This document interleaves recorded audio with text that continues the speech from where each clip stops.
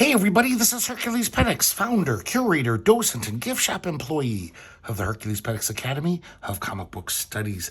Today we're going to be looking at New Comics #1. This is a Tweedle Yin, Tweedle Yang production. And we have a nice cover here. It looks kind of fun. Actually, it's not that nice, but it's a lot of it is just excerpts from the comics within.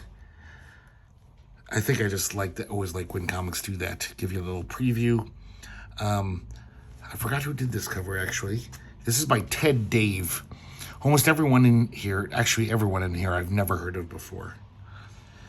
So, I really like this contents page.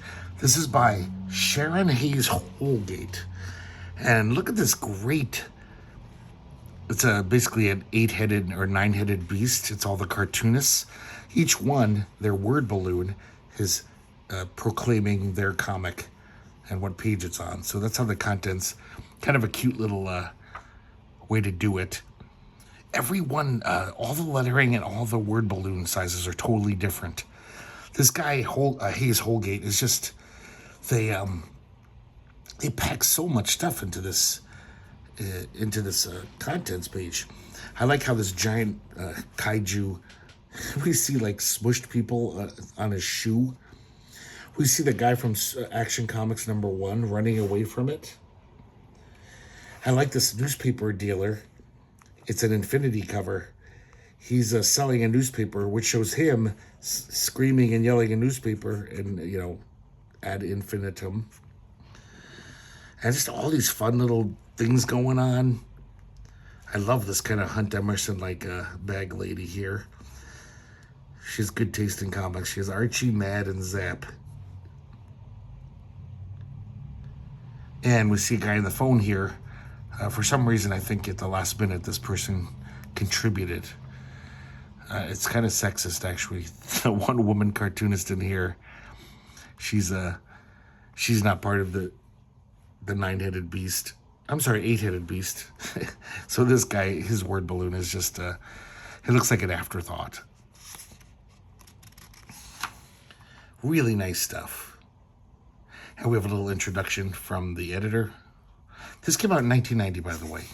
It's hails from Vancouver, BC. So all these guys are Canadian. So we start off with this little comic strip, not very good at all. This guy has bad luck with electronics, and he keeps getting injured, and from his faulty toasters and Cuisinarts electric knives, and he ends up in the mental institution. This is by a guy named J.S. Lewis, and I believe it's Jeff Lewis. Let me double check on that. James Lewis, I'm sorry. Not so great. This is the guy who did the cover, Ted Dave. It says 1987, so I don't know if this is a reprint. This is Cafe of the Apes. And this guy just goes to this cafe, and it's run by sentient apes. So I don't know. And not very well drawn either. This one, It's Cheeky Little and His Wonderful World of Pay Cable TV. Kind of interesting cartoonist. It's some good looking drawn. But the story's kind of not that good. It's just kind of goofy.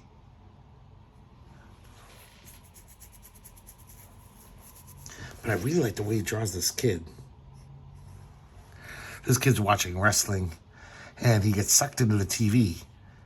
He actually dives into the TV because he wants to help out his favorite wrestler who's getting beat on by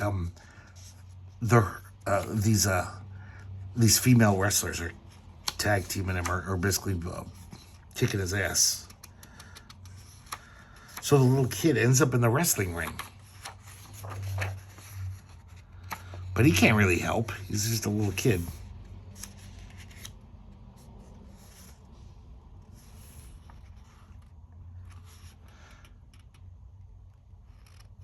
And the father and mother come home. I guess the kids were left home alone. And the father says, the TV's left on. And he pulls the plug. But this other kid, his tongue whips out and starts reeling him in with it.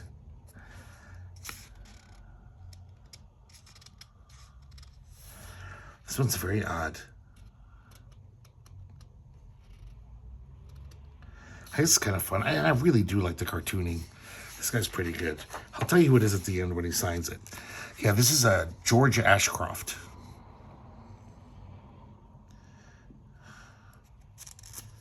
Sorry, I'm not telling you more about it, but it's just kind of dumb. This next one is called Pass the Salt by Sharon Marie. Very odd strip. And very odd style. There's a character. This character's name. His name is Pass the Salt, and we see him wake up to his morning duties, and he goes to work. Really annoying. This early computer font going on. I kind of like this page with just when he gets off work, we see all of these. It's like clip art. I don't like it a lot, but it's a pretty good collage of all this random clip art. I think I like it better than the actual art. He passes a church, and there's a guy with a gun there and a gas mask. He says, "Get inside, there's a movie showing." Like he's forced to go in. And it's a Nancy and Ronald Reagan movie. Yeah, this doesn't make much sense. It's pretty dumb. More clip art or, photo appropriation.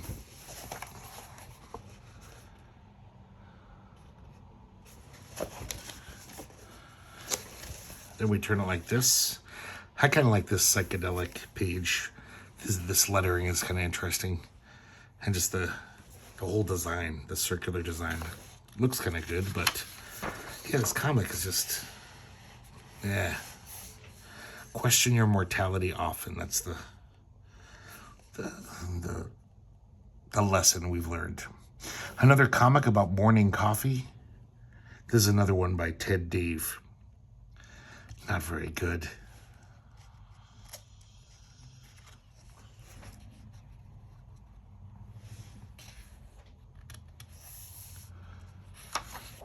Just a gag about coffee. This is Teresa Henry, Gag-Worthy People. And it just shows these two very shallow people on a date showing off their bank accounts and, their country club membership cards. Just basically showing off to each other.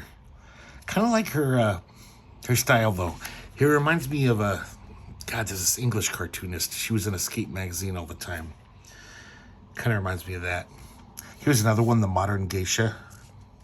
Showing these geisha who are like acting very un-geisha-like, going to male strip clubs and wooing at the guys, woohooing at them, picking up guys in bars. Kind of funny. So that's her too. Now we have a Big Trouble Comics, and this is really bad. Just this guy ranting about how the world is headed to destruction. And this is by Ted Dave again, and he's visited by the ghost of the 60s. And then it looks like a Vietnam-era soldier shows up and shoots him. This next one is Mr. Fun, and this is by Mark Robinson. And maybe if I smoke pot, this would be funnier. We see this guy smokes pot, he's happy as a clam. But then he comes down from his high.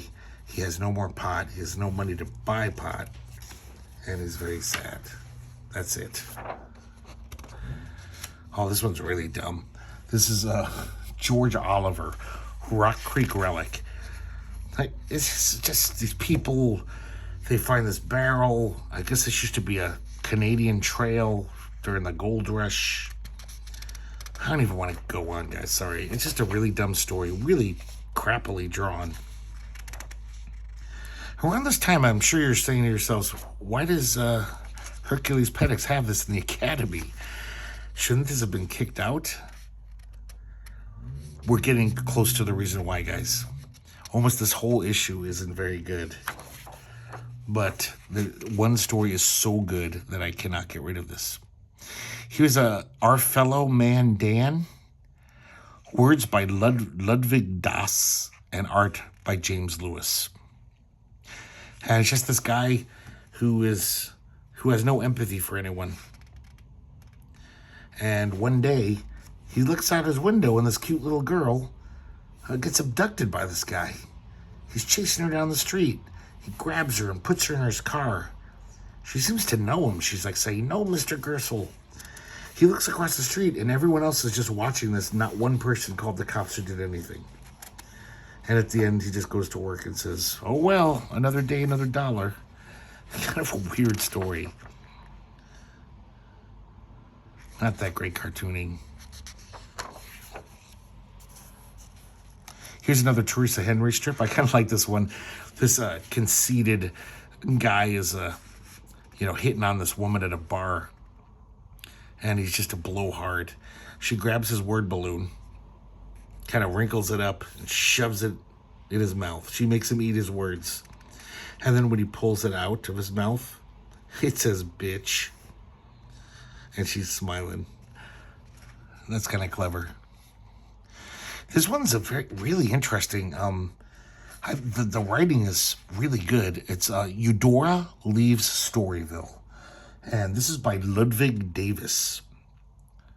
And wait a second, I wonder, did I read that wrong? No, that's Ludwig Das. Maybe it's the same guy, I don't know. But interesting lettering here. It's almost like maybe he was reading Dave Cooper comics. He does like weird things with the O's. Turns them into little swirls. And this is just a little character study of this old woman named Eudora, who's basically sounds like she's suffering from dementia. She barely remembers anything from her life.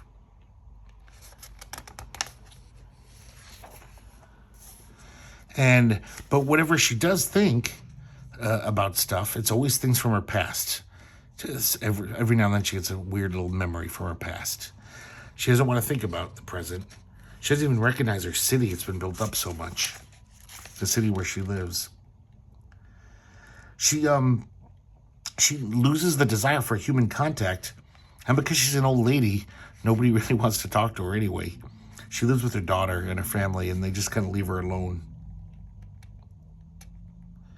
She makes all these notes to herself to try to remember things, but then just loses them.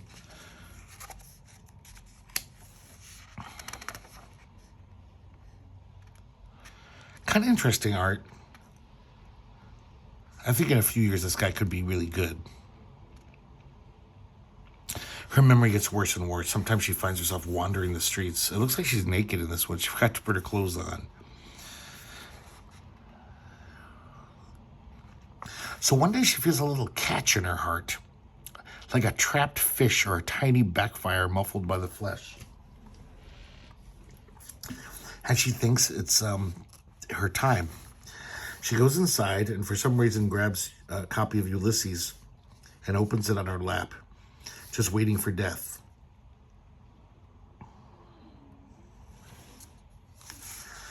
I think it's kind of funny. Maybe she wants people to think, "Oh wow, she was reading Ulysses. What a smart lady."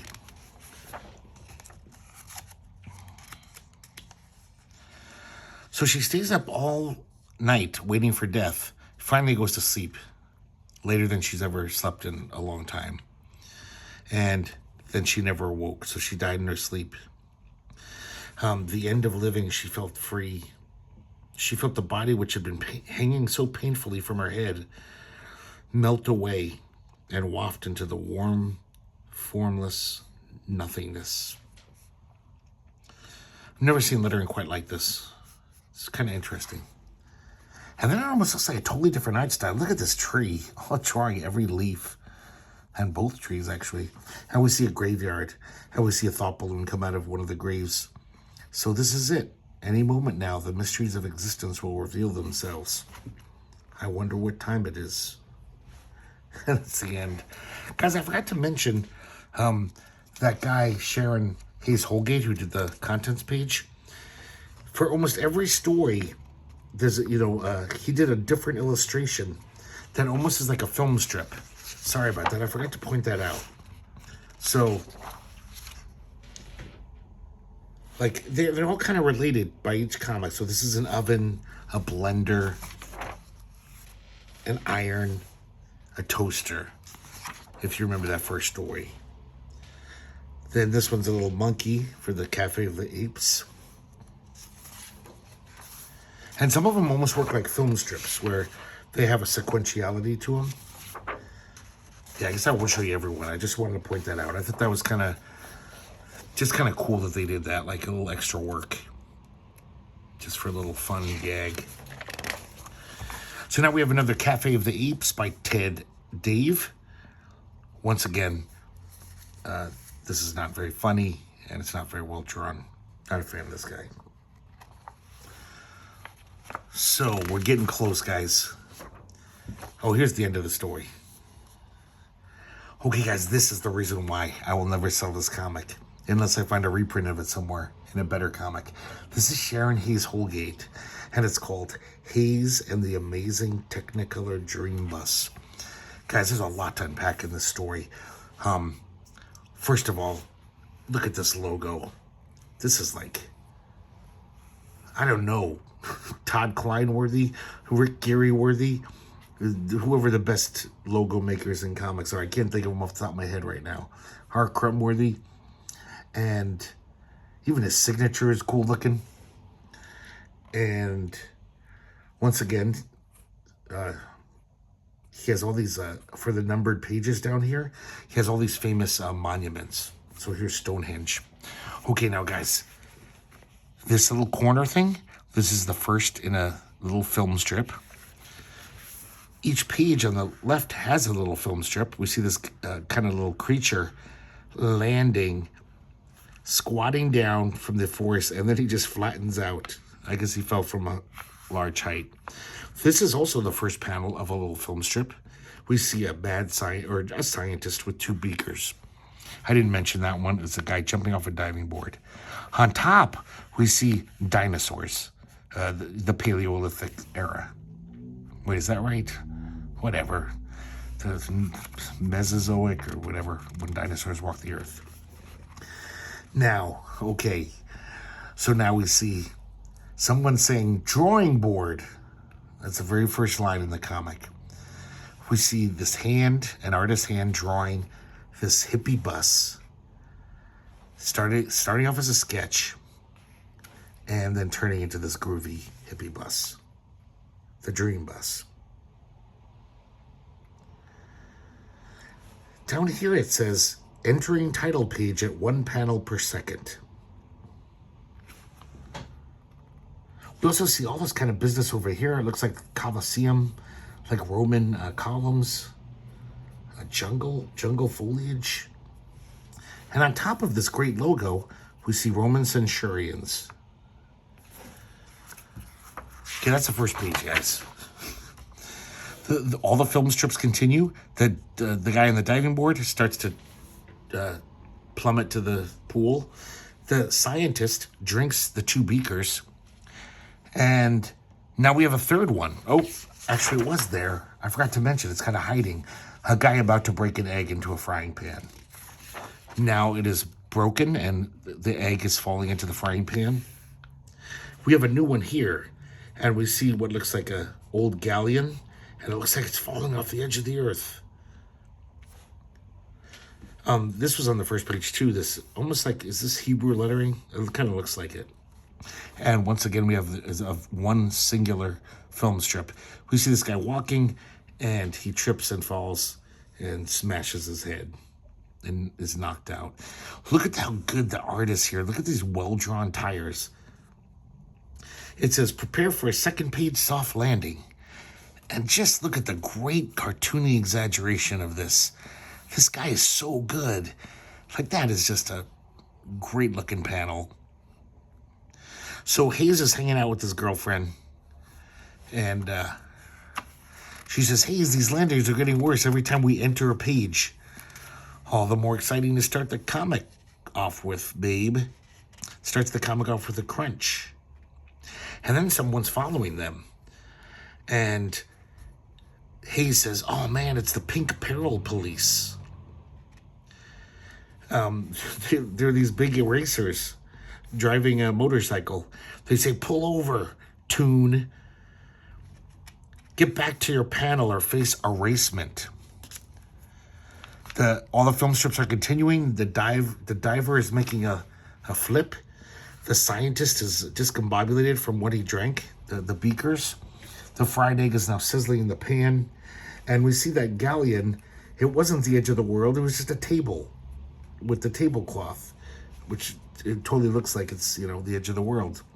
And now we have, I forgot to mention this, guys, a new one. Not the Big Bang. And we see an egg cracking. The sun jumps out. The sun gives birth to an egg. Continuing on here, these eggs continue to hatch other planets. There's Saturn. Saturn poops out an egg. And then we see other planets in our solar system. The film strip here, it's a little baby. It's a loop. This baby licking this big lollipop till it's nothing. Cries. Someone gives him another big lollipop down to nothing. Cries. And so Hayes says, he calls the eraser guys Gumby. He says, sorry, Gumby, but I'm a character bound by no rules. You won't syndicate me into your Sunday funny prison. And so they're like, commence erasement. And they erase his back wheels. So his girlfriend says, stop the bus, Hayes. There's a snowbank coming up. And it looks like the artist drew the snowbank. Apparently he's on the side of Hayes. And it's weird because, right, it's a snowbank, but it's also, because it's just white, it's just a void. So the motorcycle falls off with the eraser guys on it. So they grab onto these telephone poles that are just floating in the air. These numbered pages, Taj Mahal, a Greek-looking building. This is just nuts already. Just how much work is put into each page. I can't believe this. And now it gets even more fun. So the diver continues to dive. The scientist is turned into a Snoopy lookalike. And the film strip here is a guy shooting a cannonball at a castle. And the guy in the parapet just pulls out a tennis racket and swats it back. The planet egg hatching continues here. And look at this guy. So they see the Sunday funny prison full of enslaved toons. They're like, let's bust him out. And all these other erasers are in hot pursuit. I forgot to mention that. A bunch of all these erasers here are following them. So Hayes grabs the F off the Funnies logo, and he's using it as a crowbar to wrench free open the panels. This is so great. So here we got peanuts spelled differently. He wrenches it open so they can jump out, and Snoopy has to crawl out. I guess the girlfriend didn't have a crowbar, so she's just trying to use her hands. We see Beetle, Barley, same thing. They all escape, and then they're like, let's summon an army. Let's fight these guys. We see Blondie, and Dagwood is just asleep. He doesn't want to get up, even though Blondie's like, Dogwood, we're being saved, quick. We see Hagar the Horrible. He's like, let's kick some big pink butt. And we see all the comic characters. He draws so many different comic characters from so many different things. Even Thor's there, Alfred E. Newman. I could go on and on. Asterix is there, Popeye, the Family Circus Kids, Scooby-Doo. He says, onward to the next page. And then look at this crazy panel. It's these all the cartoon characters are fighting the erasers. But the erasers are winning. There's way more of them. They're erasing the front lines. And of course, we see many more characters. So too many to mention here. Lone Ranger, fucking Mickey Mouse, Kathy. Kathy's just screaming. Yak! Was the Opus, the Penguin, Dennis the Menace, toppling this pillar onto the erasers. So the erasers pretty much win. These are the only cartoons left. It looks like Howdy Doody, a crow, and Mr. Natural. I like this. It says, the last tunes escape into the next panel and throw this narration note at the pursuing erasers. So they throw the caption box, which is very ornate, by the way, at the erasers. And then look at them. They're pounding, trying to get out of the panel. They're like, there's no way out. We're doomed. Mr. Natural gets it. He gets erased. He says, someone help. Ah. And then we see the cartoonist's hand again. And he says, all right, but only this time. And guys, if you thought this shit was like crazy, look at this. This is not a bad copy. I didn't cut this. They say, hey, the corner of the page is gone and the eraser's with it. So they chop this page off to isolate the erasers. He says, that was the voice of the creator. And then, guys, look at this. The corner of the page, they cut it out and glued it here. And the survivors here are saying, well, they'll be stuck in there for a long time, and there's no way they can get out. And now we continue back with the film strips. The diver is eaten by a shark. We see a little guy hammering a nail, and he hits his thumb. And we see the egg jump out of the frying pan. So, and then Hayes says, wow, what an adventure. I got to get this all down. Now, where should I begin? And she says, with the bus. And he says, yeah, that's it. And we see him drawing the first page back to the, and do you guys remember the very first word balloon? Drawing board. So it's this total loop.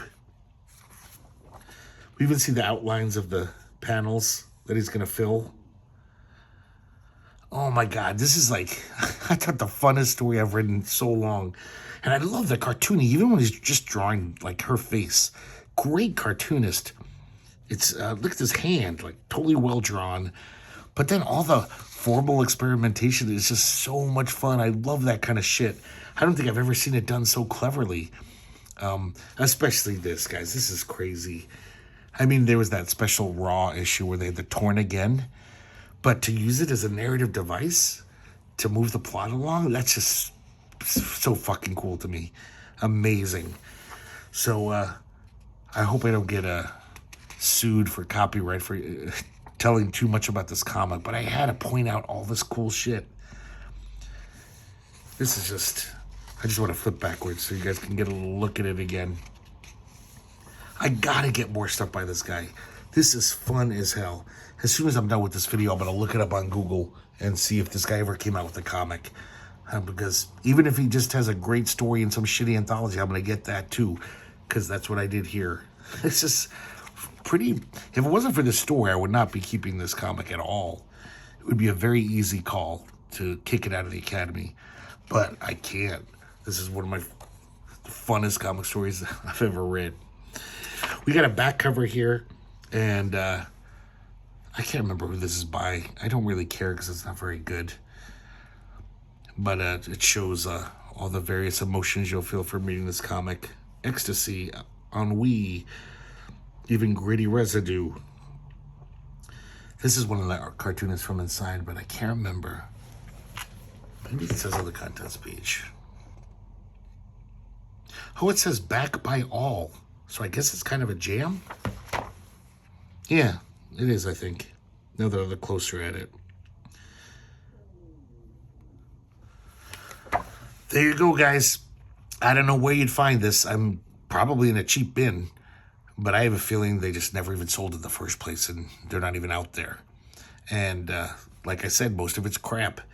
But that story is such a keeper.